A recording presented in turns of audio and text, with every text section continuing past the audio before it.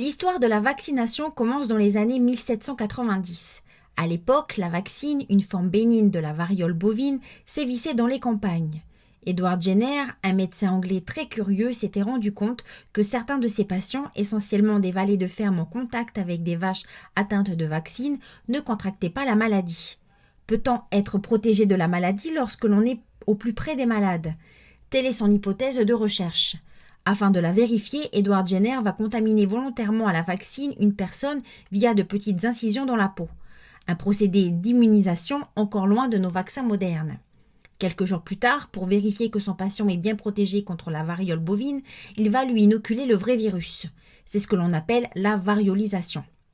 Ainsi naît le principe de la vaccination. Fort de ce succès, de grandes campagnes de vaccination antivariolique vont s'organiser dans toute l'Europe.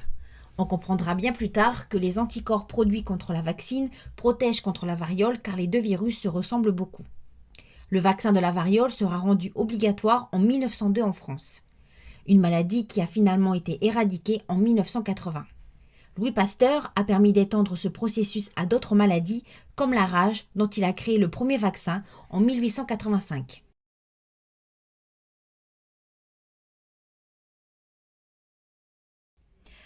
La première et la seule maladie éradiquée par un vaccin fut la variole, une forme de varicelle grave apparue dès la préhistoire et faisant des centaines de millions de morts. Grâce à l'invention de l'inoculation par le grand médecin anglais Edward Jenner, dont le but est d'immuniser une personne en l'infectant faiblement, cette maladie a pu être éradiquée en 1980, après 20 ans de vaccination, permettant ainsi de sauver 5 millions de personnes par an. Les autres maladies aujourd'hui presque éradiquées grâce au vaccin sont la diphtérie, le tétanos, la fièvre jaune, la coqueluche, la poliomyélite et la rougeole.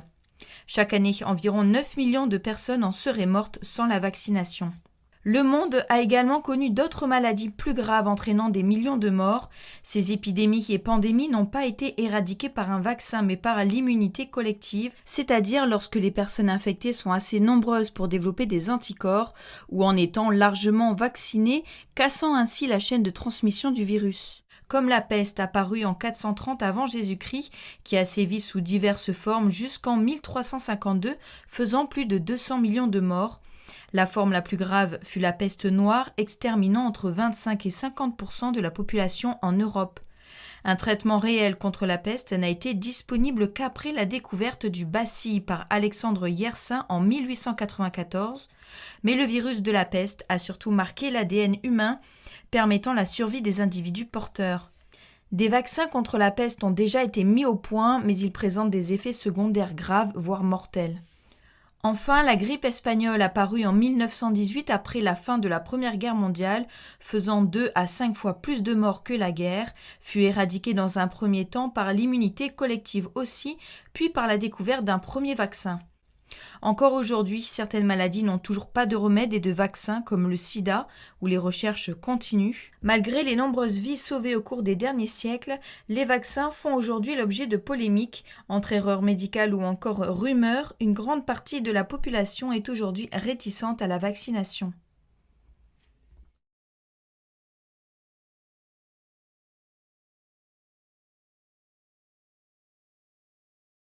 Certains vaccins furent l'objet de procès ou de polémiques au cours de l'histoire. En 1929, les vaccinations mortelles de Lübeck en Allemagne contre la tuberculose chez les nouveau-nés par le BCG marquent le plus grand accident vaccinatoire du XXe siècle, ayant entraîné la mort de dizaines d'enfants. On découvrit que le laboratoire n'était pas adapté à la fabrication de ces vaccins. George Dake, directeur de cet hôpital, fut condamné à 2 ans de prison pour meurtre et atteinte corporelle par négligence. Autre polémique, celle de la vaccination contre l'hépatite B en 1992, recommandée alors par l'OMS pour les enfants de 6e. Les vaccinations se font par millions jusqu'en 1995. Cette année-là, des premiers cas de sclérose en plaques sont détectés. En 2001, plus d'1 millier de personnes sont atteintes par cette maladie. Le laboratoire fabricant a dû indemniser les malades et fut condamné pour ne pas avoir mentionné sur la notice du vaccin les risques secondaires de sclérose en plaques. Autre scandale, en 2015, 240 familles se sont plaintes suite à la vaccination contre la méningite avec des lots de vaccins défectueux contenant des métaux lourds.